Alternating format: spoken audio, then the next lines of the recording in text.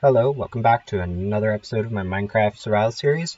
In this series, I will be doing a little bit with my downstairs that I worked with last time, and I will be starting off by hooking up quite a few sorted chests. This will be for mass stuff like stone, dirt, grass, just stuff that you have abundance of and want to sort quickly. As I've got done with it now, it was actually some of the redstone was a bit complicated. It took me a while to figure out.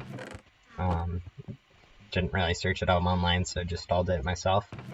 Looks a little bit like this on the outside. You have an input chest. This accepts both shulker boxes and normal items, so that's a bonus. So if I have just shulker boxes upon shulker boxes of cobblestone, stone, and all that mess, it'll all get sorted into here. I don't have any of the items in yet, as you can see it's completely empty, but I have room for 21 different items to be sorted, but like 3 or 4 of them will be just stone and stuff like that. So, and then over here at the end I just have my output to pick up the shulker boxes that I have left and anything else that doesn't stack in here. And to take a closer look on the inside, this is all the redstone that went into it. The dispenser here, the chest here is hooked up to Hopper, which links to a dispenser, which if it's just a normal item we'll just dispense it on and keep the cycle going, but if it's a shulker box, it'll be dispensed over here. And whenever this hopper here is empty, a redstone output from here will trigger this torch on, causing this sticky piston there that will push this, triggers that. So, and then it just goes into a bunch of the stacked sorting systems, which have items in there that basically make sure that everything works well. And so this is how it works. If you want to do it, I think there's enough time in the video for you to pause and to build through it yourself. If not, I apologize. But anyways, I'll move on to something else now. I decided to take a break from my base for a little bit to go do a little bit more work on my sugarcane farm, and I have decided that I should probably add a flying machine harvester that automatically will go every once in a while to go harvest sugarcane. So I have an automatic supply, and I've built the flying machine part of it. Now I just need to hook up both a 2-volt system with hopper minecart, and then a timer system, which will be probably sugarcane based, to start it every once in a while. Anyways, now that I have this hooked up, the timer's now ready. Basically, every time that this sugarcane decides to grow up to be 3 tall, it will automatically get harvested, and then start the flying machine over. When it hits that observer over there, it will make the automatically return. So I'll go over there, storing all the sugarcane, and when it gets this side, that observer click, causing it to completely kill itself. Alright, now that I know that this doesn't work, I definitely need to fix it. I'll work on that, show you guys what that result looks like. I realized that the observer was powering the redstone signal way too early, causing the whole thing to kickstart. So instead of having that, I decided to hook it up to a redstone torch that would activate the observer on the other side, meaning that it wouldn't get powered by that. So quick fix over there. And I also realized while I was at it, anyways, I have switched around the observer. That was a silly mistake. And then instead of having it up there, I'm going to rely on bud powering and using the note block to update so that I can have the piston down there. Now that that's fixed, I need to go reassemble the flying machine really quick, which is done like this. Doop, doop. Temporary block. And then temporary block there. And observer facing towards you. That's the flying machine, and then I just extend it out like that on both sides, and it's ready to go this time. Hopefully.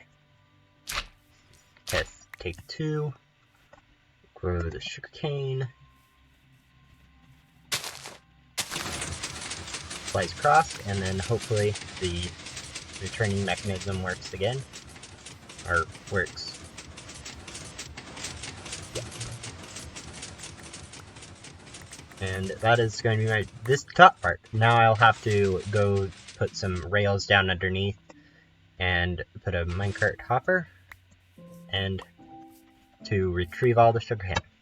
I've done a bit more than just hook up a storage system, but there's that. I've also built a structure around it to contain the sugarcane when it goes flying from the slime, and kind of somewhat decorated it, so that looks somewhat nice. The glazed terracotta serves both a decorational and a functional use, since it's a block that doesn't get stuck to with slime blocks and pistons. And I've also cleared out all of this and hooked up the collection system. Currently it is collecting a bit, so I can confirm that's all working. Now, what I want to do with it, I have no idea yet, but it's nice to have that up. While I'm here, I've decided to grab a few materials from the villagers here and upgrade their housing. Specifically the breeders, since currently it is basically just a jumble of cobblestone thrown together. So I'll get onto that. I'll probably do a third-person time-lapse of that, just so you guys can have something interesting to watch, since I know this episode so far has probably been a lot of me talking and not much else.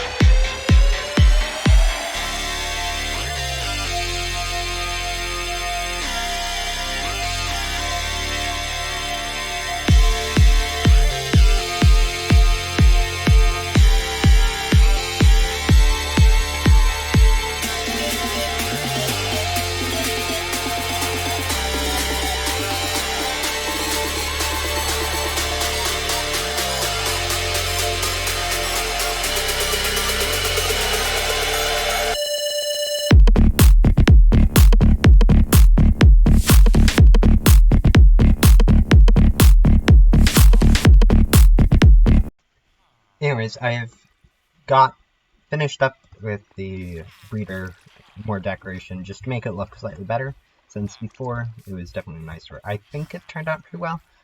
I may have ended up starting to just add stuff just for the sake of it, and I realized that I should probably just stop before I overdo it. And at some point I also plan on upgrading this into a similar color palette and stuff, but currently, since there's villagers in there, I don't want to risk them getting out, so I'll do that later. But now I want to move on to something else. I have no idea. I'm kind of just doing whatever I feel like at this point. So I've decided that I would go out and gather another wither skeleton skull, which I managed to do, so I probably will now fight the wither skeleton, or the wither boss. To do that, I'll just go to the end and choose it using the bedrock. As I've come to the end, I have built the obsidian pot from here, and then am going to spawn the wither on top. Hopefully get stuck. I should have probably double checked to make sure I have all the measurements correct, and so that the thing doesn't escape. But, you know, if it escapes, I'm going to have a major problem since I did not bring a bow or arrows, so let's just hope for the best. And hit it with...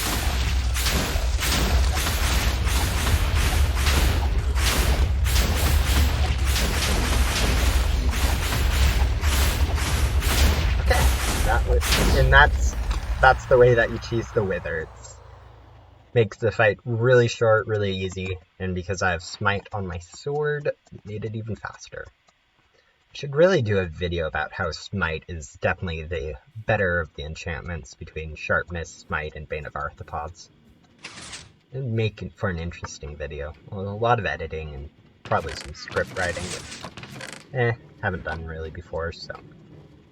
If you'd like to see that, please leave a suggestion or a comment down below, telling me that you would. And now it's time to craft the beacon. I still don't know what exactly I'm going to do with the beacon, since I don't really have a specific need for it, since I'm not really into mining a large amount of area currently, but I think the best thing for me to do with it will be to just chuck it into my ender chest and just use it whenever I need it. Anyways, I came down here to go mine a little bit since I'm running somewhat low on stuff like coal and lapis, and decided that I should put a little bit of effort into making this look somewhat decent, since currently it's not the best looking area in the world, so I plan on just putting a little bit of stone into it so that so it looks somewhat decent, and then calling it good. Won't be a time lapse, I'll just show you guys what it looks like afterwards.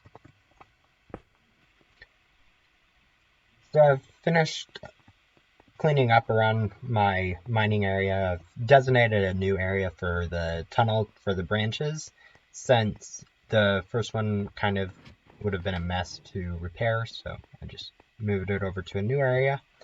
And I have also, and that's about it.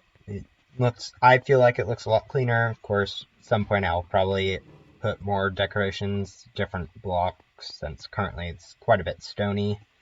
So, but in the meantime, I think this will work, and I will probably do a bit of mining with some fortune just to get a bit more coal, a bit of diamonds. Don't need diamonds per se, but it's nice to have them, and it's redstone, so coal, redstone, lapis, and diamonds, but I'll get onto that and see you guys when I'm done with that. Anyways, I'm done with my mining trip now, and I was able to collect quite a bit of coal, which was the main thing I was going after, since I didn't have all that much left. In total now I have about a little over 3.5 stacks, I guess. And I got a bit more diamonds and quite a bit more redstone, which was most of the stuff I was needing. It was fun. I also took the time to go grab some cobblestone, which is getting sorted out now. So, all in all, it was a successful trip. I do, however, feel like I need to create a redstone farm at some point if I'm going to continue using them, since quite a few of the things I've been using have taken a toll on my redstone. I've also, because I've been around this, it's been able to sort a bit more, and as you can still see, it's still sorting a bit, but a few more shelf boxes are now empty. Quite getting a little bit fuller. It's still mostly empty, since I don't have ridiculous quantities of everything as of right now, but anyways, that's it for the mining episode. Anyways, it's come to that time where it's the end of the episode again, so it's time for me to say goodbye for now. But in this episode I did manage, I felt like I got a lot done. Before I started this episode, I was not feeling the greatest, just because I felt like I hadn't done much in a while, so cranking this episode out has definitely helped me. It's definitely nice to have something to do that I feel like I should do, and when I get done, it feels nice. So, anyways, that'll be it for this episode, and I will see you guys next time.